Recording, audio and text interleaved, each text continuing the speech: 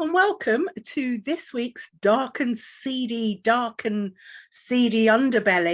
of the dark and seediness, which has darkness and seediness, and in fact is seedy and also dark, that we call duct tape and daddy issues. I'm giving you lots. Really? I've taken a long term. I thought this was the Christian Methodist convention. Well, I don't know what they get up to, so you never know. So this week, as you will have already heard, I have with me the incomparable Mark Everden, also known as @YokelBear on Twitter, who is one of the funniest humans on the planet. No pressure, Mark. He's just, sometimes you meet somebody and their humor matches yours and you just bounce off them and you go backwards and forwards. And I'm not saying I've bounced off Mark more than once, but yeah, that's exactly what I'm saying. I've bounced off Mark more than once. Not in a sexy way, in an intellectual way. I first met Mark when he was my tutor. Back in the day, we've known each other. Not in a weird way. Not in a weird way. Not in a weird way. He was teaching me stuff about what do we call? I can't even think what we call it now. What do we call it? Industrial relations, trade unionism, and all that jazz. Yeah, he was teaching me that stuff. Obviously, it all sunk in. And he has been not only a very good friend to me, but he's also been my confidant and quite the enabler. There has been more than once over the years where I have messaged him and just sent him a text saying something like gin is bad. And then he's like, spill, I need to hear it all. And I've spilled and he'd say, I'll say this for you. You're never dull. That's true. There's never a dull moment, and if there is, it's just like, well, what's happened to the real deal? So yeah. What can I do? Yeah, I mean, I am the woman who wore a tiara to her first speech at the Trade Union Congress. So one of the reasons I wrote Duct Tape and Daddy Issue, which if you want to read along, is available on Amazon store under the name Duct Tape and Daddy Issues by D. Dickens. Thanks to those who have bought a copy to read along. I see you. If you let me know you have, I'll give you a proper shout out. But yeah, one of the reasons I wrote it was because I always was telling Mark what was going on anyway. So a lot of these stories he'd already heard, but there were quite a few that I'd have forgotten by the time I got to speak to him. So I thought, I better write these down so I can tell Mark. And then I was like, well, if I'm going to write them down, might as well write a book. Yeah. Well, I mean, there was Facebook messages going backwards and forwards. Facebook message group. I'll be at work, like doing serious stuff with serious people, and then it just flashed up on my phone. It's just I've just told him to fuck himself with something or other. I'm just like, I'm just hiding my phone there, just whatever. So yes, and that was where the name. I don't know whether I'm giving spoilers here. No, carry on. The first time I heard the name Stella. Yeah. Oh my God, that was an education. Well, quite. I did speak in previous episodes about why I chose the name Stella, which was mainly the massive crush I had on one of my mum's friends. I've got a story for you about what I've been on the phone to this week, talking about mums and friends. Only yesterday, I'm on the phone with a guy and I all ears, and I very, very rarely hang up, but I had to hang up yesterday and report the call because why? It is fine for a man to, like, when he works away, to have his wife like shagging younger men, videoing it or going on Skype or something and what have you, and him watching from afar, wherever he is. I have no issue with that. I also had no issue with the fact that the wife sounded really hot and you could really hear her going for it. It was quite the thing. I have no issue really about him telling me that the 3 younger men she was currently engaged in copulation relations with were friends of their son. The issue I had is when he said his son was in the room. Hang up. So yeah, that was yeah. This is kind of just like, this is like circles of hell, isn't it? It's Yes. kind of like the outer circle of, well, she's shagging, there's other people there, and the husband is kind of away like that. Then the kind of middle circle of hell, it's her son's friends, which is just like, oh, that's bad. But, you know, not necessarily illegal or anything like that. Yeah. Including her son, bang, smack centre, circle of hell. Just like, yeah. It's just not right. When he told me, he said the words, "How open-minded are you?" Now, nothing good ever comes after how open-minded are you. I feel as I should, but I haven't got a red flag. I'll just flag a bookmark. Just kind of this bookmark will be the red flag of the episode. So when I write the red sequel, when I write the sequel, I'm going to have a chapter that is all the things that have been said after how open-minded are you. And it's going to be a wild ride. And that's what she said. Right, shall we get on with some reading? Go on then. All right then.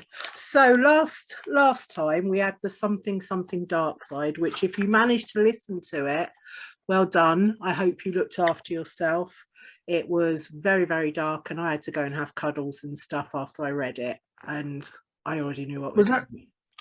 You have to remind me, because my memory's like slip. Was that the chapter with Alex? Yes, that was the chapter. Oh, good, yeah. Punch up the bracket for Alex. Right. Yeah, I mean, since investigating like kink and my possible kinkier subside, there's like, I can't hate him for being into it, but consent is key, information is key, safe, sane, consensual, and none of that was present.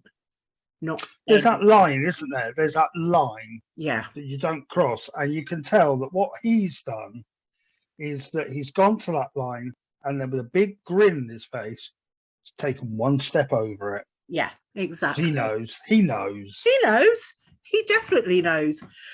So yes, that was last week. This week we have something a little bit more cheery. We have A Rose by Any Other Name. So it's apropos of our earlier conversation about Stella, that we're now going to discuss who the Stellas are.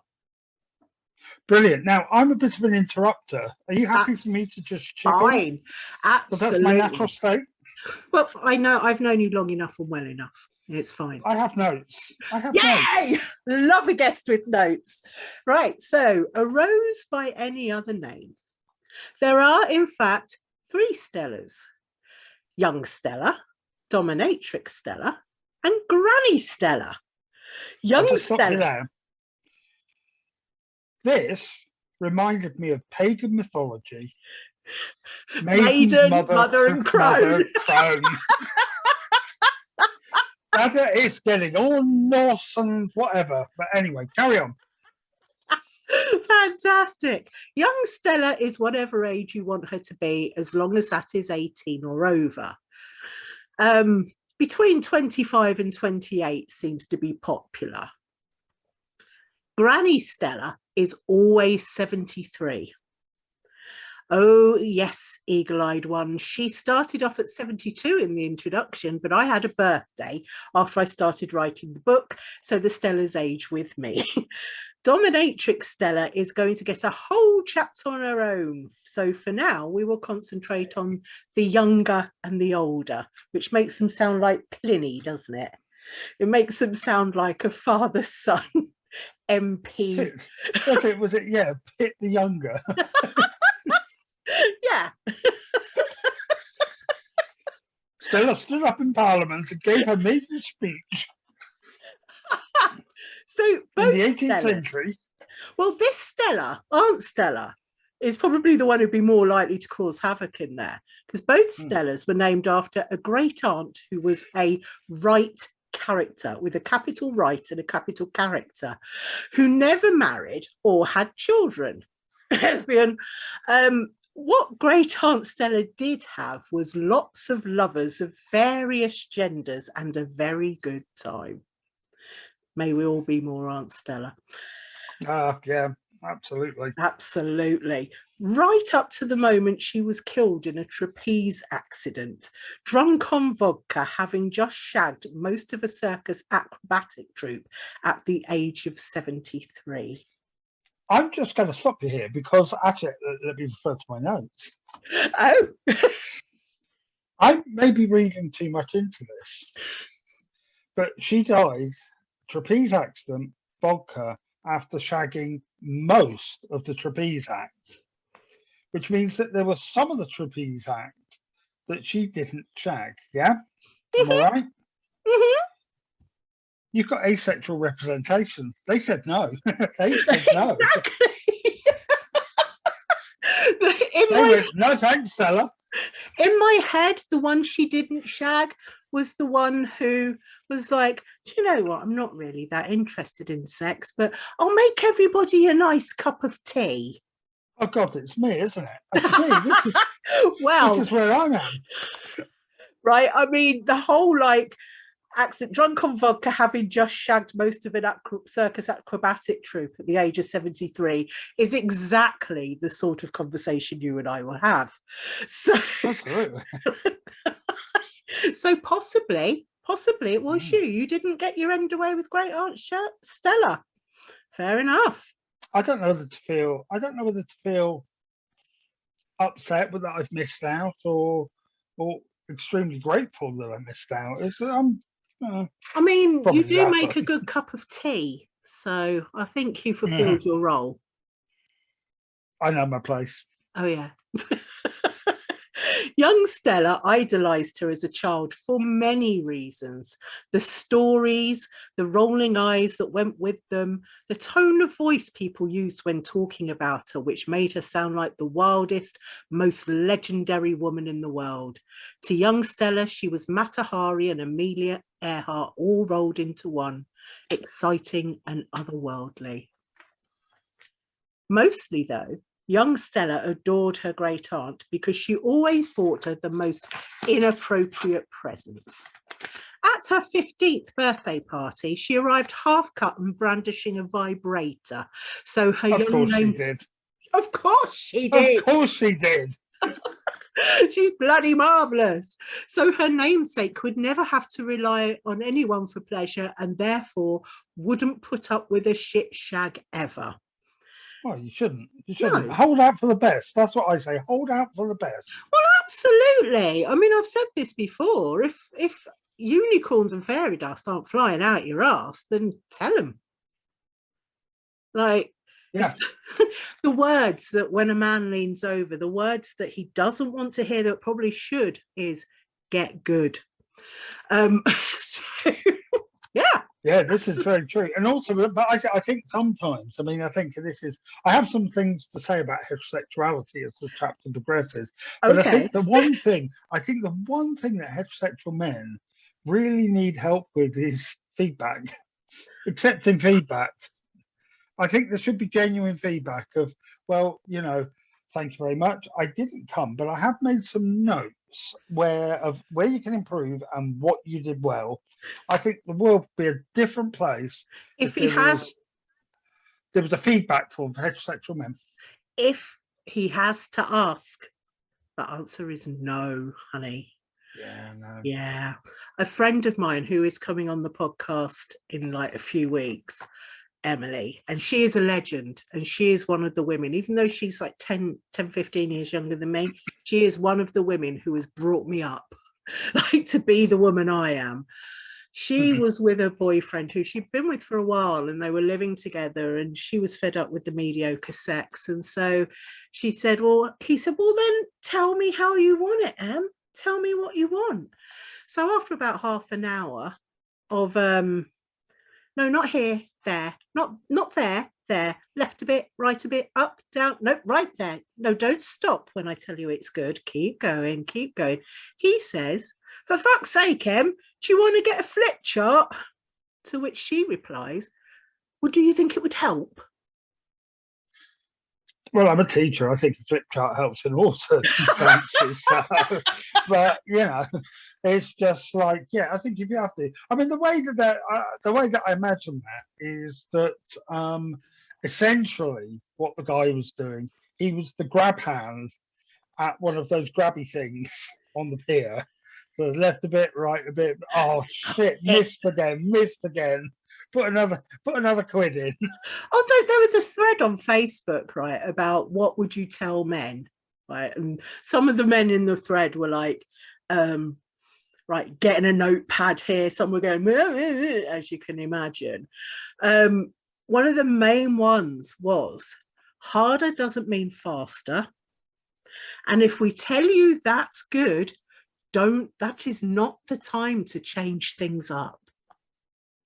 That is not the time to speed up, move, go. Well, it's almost like they're like, well, if you like that, you're gonna love this. No, we liked that. Keep doing that. Yeah, basically. And I think that applies in all sorts of relationships. I think and all sexual orientations as well. I think we could all do with some feedback. We could all do with some constructive things to work on. You can tell you do adult education, Mark. And just also as well, just, you know. The aims and objectives of this shag will be...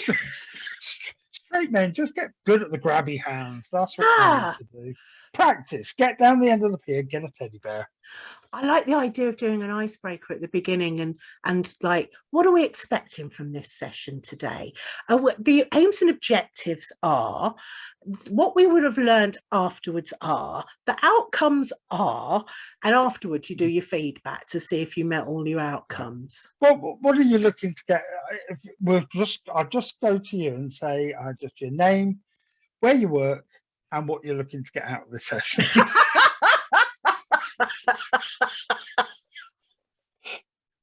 This is what we need, more evaluation form. And then at the end, but you'd have to do the evaluation form would be the evaluation form that goes from frowny face to smiley face, with the one with just the in the middle with just. That'd be brilliant, wouldn't it? You need post-it notes, like I can stick them up in boobs, saying they're not dials, they're nipples. Treat gently. They're not radio dials. Just post-it note on my head saying if you push it down, it's stopping. Push it on back. Pushing this down, it engages bite mode. Hold on. I think I've got Talk Sport. Oh no, it's that fucking George Galloway again. Which is, to be honest with you, I mean, that would that not be a heterosexual man's ideal? Which is that a woman with boobs that play Talk Sport. Oh my God. Whereas us, we're looking for Radio 4 and checking the time to see if the Archers is on. I think, yeah, or maybe I'd like it linked to my Audible account. We're going to have to take a bit of a break now from this session because I want to get another chapter of Wuthering Heights out the way. Don't even start me on Wuthering Heights. I'm a literature. Oh, it's the first one that came into. It's not. Withering Shites. It is. That's who they are. Withering Shites. None of them are very nice. Not any of them has got a single redeeming feature. And if they lived in a nicer house and had nicer parents, they wouldn't have had all that trouble. And I tell you what, as well, you know that whole bit of Kathy at the window doing the Kate Bush bit and what have you? Yeah. Not a proper ghost. Do you know why? Go on. She didn't have a sheet over her. Sheet with two eyes. I didn't read the word boo in that either. Nowhere. No. or a single Boo. boo, dude. Okay, so podcast recommendation before I carry on this paranormal life. Listen to the Corny the Dickish ghost episode to get Socrates. And I think there's another one where it's, I can't remember which one it is now, where it goes, boo, dude, the surfer bro ghost. Oh, the frat boy ghosts. Yeah. Boo, dude. He died upside he died upside down in a keg. And of course, there was, again, I'm just gonna, I know we're wandering and going whatever, but me and Dee, huge fans of This Paranormal Life. Essentially, it's just a podcast where two guys pick a paranormal tale or claim, talk about it, and then decide whether it's real. But it's hilarious. The MILF. Mummy, I'd like to find. They entered Tutankhamun's tomb and found the MILF. The mummy I'd like to find. So it's that kind of level, and it's hilarious. I'm doing a grand re-listen at the moment, and on the secret society page on Facebook, which like you should tell everybody to join, but don't mention it. You don't mention that there's a secret society page, don't mention but that you should join it. You join it. You know, it's available. When I share this, I'm going to have to tag the boys in and tell them we did a whole section on their podcast. Yeah, exactly. Yeah, but so on there, I've been posting my favourite bits as they come up again. And it's great. We've been having a right laugh. Like, next time I'm on the phone, I will definitely try to get I'll Be Your Eyes in it. And that's another joke about the cat. That is just brilliant. Now, anyway, if I could just hurry you along, because I've got the teaching plan here and we'll get behind. Oh, we are a bit behind. Hold on. I'll see if I can find some Post-it notes. Where were we? Okay. Wouldn't have to put up with a shag ever. As an adult, young Stella has never put up with a shit shag. Great Aunt Stella would be both proud of her niece and very amused at the conversation the poor girl keeps having to have with her parents about how she doesn't have to act exactly like her aunt. As we've seen in previous chapters, young Stella works as a hotel receptionist and likes to fuck customers and get a bit wild on the Prosecco. I know it's... I'd stop you there. Now, the thing is, part of my job is I go and do training out and about. So I spend a lot of time, before lockdown and having spent a lot of time in my living room, I spent a lot of time in hotels. And there was one, it was Premier Inn Exeter. So we're talking, oh God, I mean, it's right up there with the height of, 2-star hotels. It's just such luxury. It's like Death on the Nile. Do you know what I mean? It's just like that kind of luxury. But I always take wax earplugs with me. Yeah. Because if you're staying a lot in hotels, it can be a bit noisy and whatever. I forgot them. So anyway, woken up by the room next door, 1 a.m, and there was a woman and man shagging. You could hear him. He sounded like a buffalo. But it was her commentary that really kind of made me listen, because she was like, go on, you can do it, go on, yes, all right, yeah, go on, one more push. And it was just like, is she shagging him or getting him to do an obstacle course? And he's doing a Tough Mudder in the next room. Is he like giving birth? I don't know, but that's exactly how it sounded. It was like, but she was given this really upbeat, motivational speaker feedback. Oh my God. And it was just like, I thought at the end, as soon as it came, she put a medal around his neck. A medal. One of those silver plastic sheets they give you at the end of a marathon. Nice and like Baco foil. Yeah. It was just like, he's what a physical feat he's just done. But yeah, it was just like hotels, just right. Hotels, right. Just places of yes. Yeah. Remember when Mr. Dickens and myself, and you remember when Mr. Dickens and myself were not public yet, and we went to stay in Birmingham for a weekend in the Travel Lodge in Chinatown, and the poor managers put us on a quiet floor. But I wasn't giving him a motivational speech. No, it's probably good. No. You know, we said before about feedback, but there's time and place for it, isn't Yeah, it? absolutely. Mm. So it seems a bit cliched, like a bad Confessions of a film from the 70s. If you are too young to remember them, good for you. You never had to see a horny, scarecrow-haired Robin Asquith running around making Cockney grunting sounds. You got off light. I didn't want that for my Stella, so I wanted to feel like there was more to her. Young Stella is 5'9", 34-inch inside leg, shoulder-length blonde hair, green eyes, nice round bum, and has massive, though natural, 34 double H boobs. Now, I'm going to come in here and just say something, but you think I'm going to say something about a bum, a body, something to do with sex. But actually, it's just something that's really, really bugged me. Yeah. go on. 34-inch inside leg. Surely your outside leg would measure the same, or else you'd be. No. Really? No. Explain No. it to me. Okay, so your outside leg goes from your hip down to your ankle. Oh, right. Okay. Your inside leg goes from the bottom of your groin to the ankle.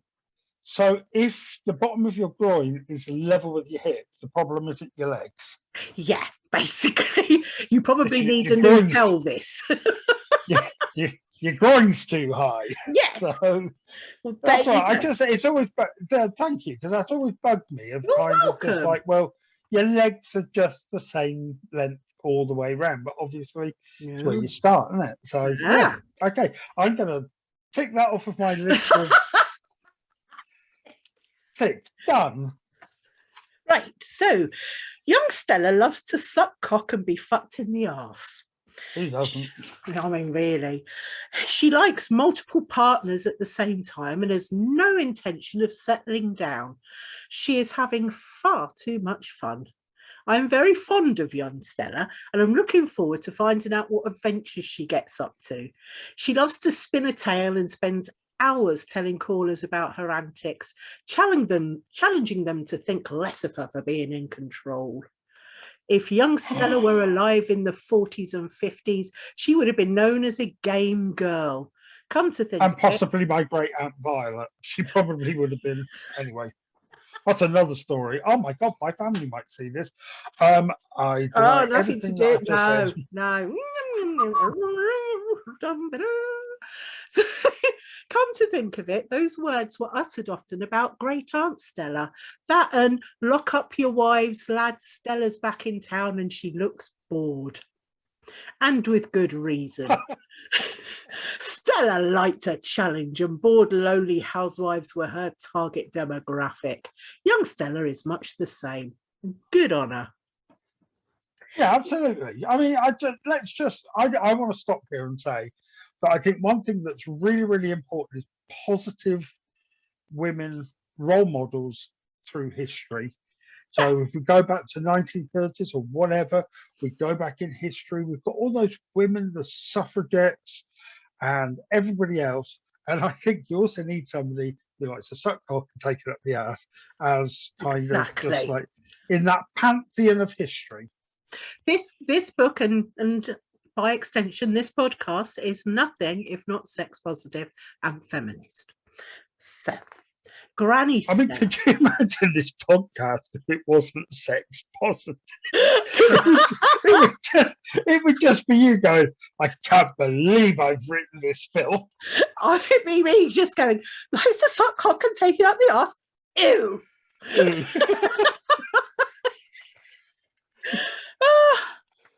Granny Stella now. We will hear about Granny Stella. I know she's one of your favourites. I know you love Granny Stella. So do I. Granny Stella is very much like Great Aunt Stella where it comes to attitude and wildness, though she was married to her childhood sweetheart and love of her life, Derek. They had 3 children, all boys and all grown up with their own families now.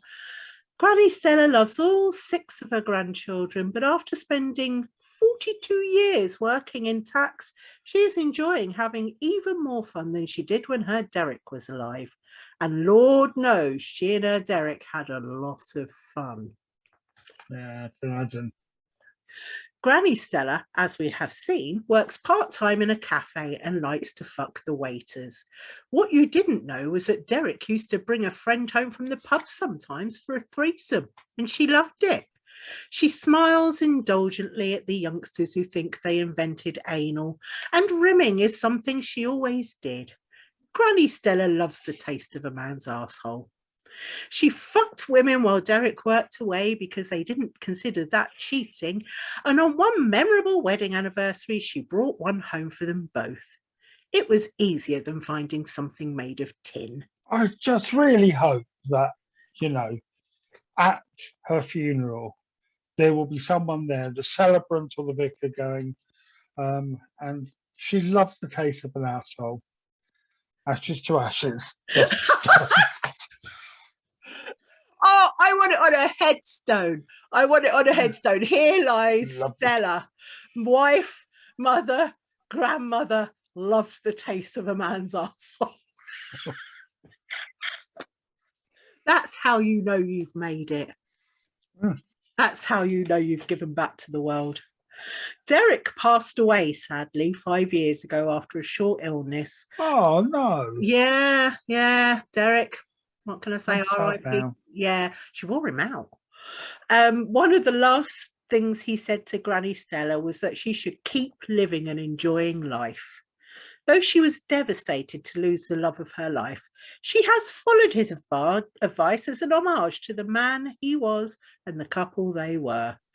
Her sons have no idea that their mother is such a wild one, but they do think she spends an inordinate amount of time at yoga classes. Stella says it's where she has been every time they struggle to get hold of her, as it's an easy excuse to remember.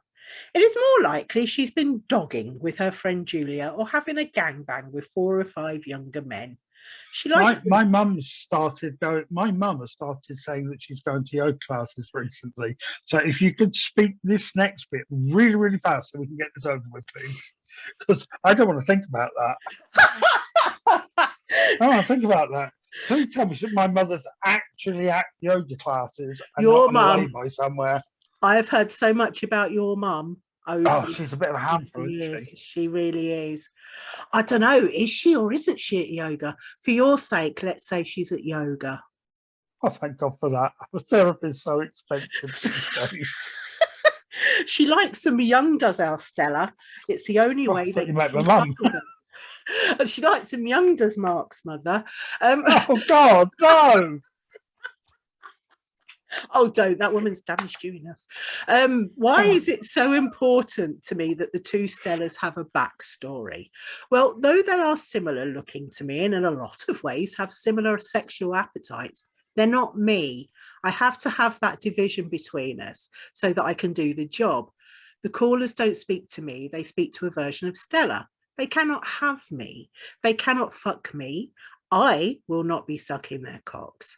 By making the Stellas so complex, I can compartmentalize them and keep myself emotionally safe and separate. Besides, I'm a writer. I literally cannot stop myself. It's what we do. We build people from the ground up, give them hopes and fears and a history that shape them. We add bits of people we know, a sprinkling of people we'd like to know, and insert some of the braver images of ourselves. This is what I've done with the Stellas. I adore them and won't have them besmirched in any way. They are, both of them, doing their thing without excuse or apology, and long may it continue. One of my customers asked Stella why all women weren't like her, wild and outrageous. Her answer was simple. Because men don't actually like us like that. It makes us difficult to control. The customer agreed with her and said that unfortunately men were really stupid. Me and all the Stellas thought he was probably right. As an aside, yeah. yeah. I mean, let's be honest. I think the fact that he's had to ask the question means, yeah. As an aside, I'm writing this chapter while on a night shift. It's 2 a.m. and it isn't busy. I was probably texting Mark at this point then. I'm exhausted and wondering how I'm going to keep myself awake for another 4 hours. Everyone else is asleep, even the cats. Sometimes doing this job, I feel very alone. This is when having my Stellas is even more important. They keep me going through the wee hours. Bless their permissive little hearts. And that is the end of that. And the cats keep me going through the me hours. For the meows. Oh my God. I just like no wonder my stand-up career never took off. How are the cats? The cats are fine. They're fine. Good. I'm camped out downstairs at the moment because Phil is away, and because my legs don't work properly, he was worried about me being upstairs and falling down the stairs and what have you. So I'm camped up downstairs with a duvet and a box full of everything I could possibly need, including snacks and drinks and what have you. Oh. It's great. It's like I'm camping. I love it. Especially as in therapy at the moment, I'm doing a lot of reparenting work. So it's like my inner 10-year-old is like going, camping, staying up all night and watching telly. So I stayed up until 4:20 this morning watching Bridgerton. That's great, isn't it? The new one's so much better. And do you know why it's so much better? Not as much shagging. Yeah, I quite less gays though. Well, not happy with that. Well, yeah, happy with gays, but the artist brother. The artist brother like holds a goal in it. Yeah. But I really loved it. Really loved it. Enjoyed this one. Really did, because it's like the other one, it was just like constant oh look, here's some unrealistic shagging. This right, Daphne and Simon Hastings, right, in the first series of Bridgerton, I'm gonna get this off my chest once and for all, is the reason women don't get decent sex because men watch that because they've been made to, and they think, oh, all we have to do is plop them on top and they're going to scream in ecstasy. Yeah, I think possibly, but I think also as well, being a bit of a kind of amateur historian as well. Yeah, that's probably pretty close to 18th century sex, to be honest with you, because women were not having a good time. Oh no, really. Oh no, if they were in that social class, I think it was all a bit wham bam, which is really interesting in the first series with the party. You know, the party where anything goes. Yeah. The women there seem to have far much more sexual freedom than 17th to 18th century is fascinating time. Well, then that's fine, but don't sell it to me as the ideal, because it really isn't. No, it isn't. I'm saying that it's like obviously, and it wasn't even filmed realistically. There was a bit where Simon was like going down on her on the stairs, and it's like, where are you munching? Because that ain't where the clit is. That's her fucking belly button. Like, it was just awful. But there was a lot less of that, and at least this time, when spoiler in the gazebo thing after the last ball thing and the thing, because I don't want to spoil anyone who hasn't seen it yet, but you know who I'm talking about, the main bloke and the main woman, he does the thing where he's like going down south, but at least he looks like he's in the right place, so bless him. There was another thing in the series. I think it's a very short moment where the Duke, what's his name? Jonathan Bailey, the actor. Yeah. He got out of bed naked. I think he was with a prostitute. Yes, sex worker. Got out of bed naked. We used the term sex worker on this podcast. Sorry, sex worker. Yes. Sex worker. And edit that out. And he gets out of bed, and you can see his bare ass as he walks across the room, and the lighting put a spotlight on his ass. And I was just sat there thinking, oh, bravo. Bravo.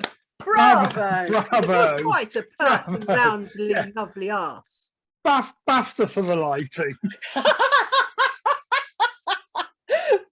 Fantastic.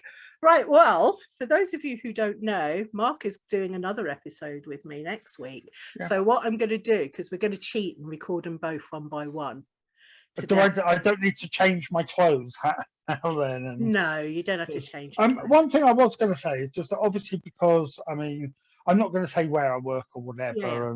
And if anybody from work is watching this with all the sex talk and whatever, please don't sack me. But I was thinking actually kind of, what kind of questions would have to be set if daddy issues and duct tapes on the national curriculum?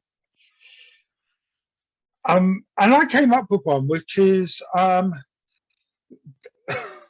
comparing and contrasting different examples, discuss the following statement. Male heterosexuality hasn't moved on much since Robin Asquith. So, if anybody's listening, if you want to write that essay, send it to me, Twitter @YokelBear.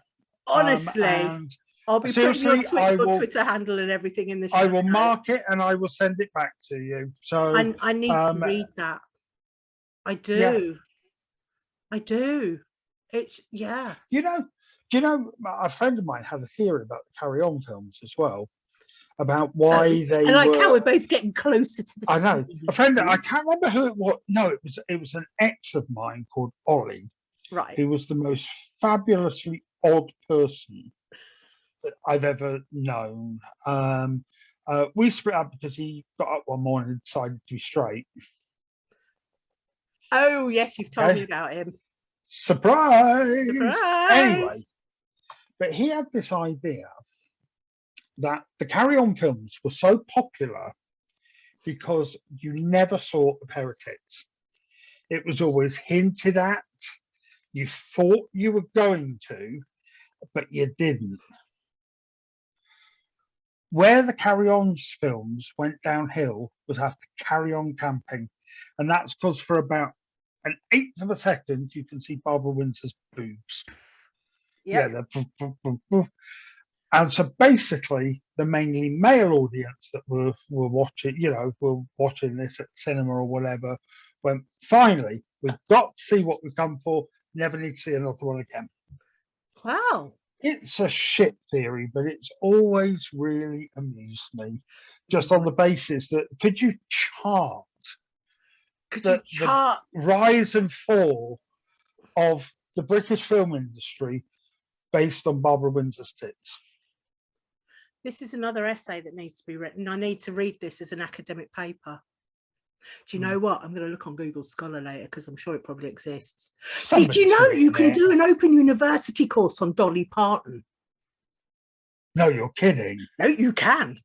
And you talk about the music and her lyrics and all sorts and how that relates to the person and what have you. Please, you can do. Please tell me it's a diploma so that when you say which qualifications, Dip Dolly. Dip Dolly. Dolly I've done Dip Dolly. Anyway, we're going over time. Yeah, we are, but who cares? My podcast, do what I like. Right, so thank you all very much for listening. It has been wonderful. I have been Dee Dickens. This has been Mark Everden. You lot have been the wonderful audience of Duct Tape and Daddy Issues. Don't forget, in the show notes are all the links for the socials, all the links for previous episodes. I will put Mark's socials in there as well. Follow him on Twitter. He's bloody hilarious. He's like that. Can I just say though, I'm not as good at the moment because I've just basically got obsessed with Married at First Sight Australia, and so I've started tweeting about Married at First Sight Australia. I'm going to end up watching it again, and I got obsessed last time.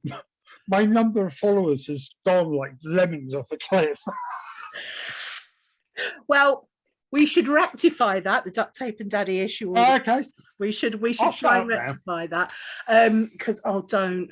Mind you, I'm getting married in July. I should watch it again. No, I will get obsessed again and nothing else will get done. And I have a PhD. It's the only show on TV that isn't actually about marriage. It's just about people arguing. Oh, it's great.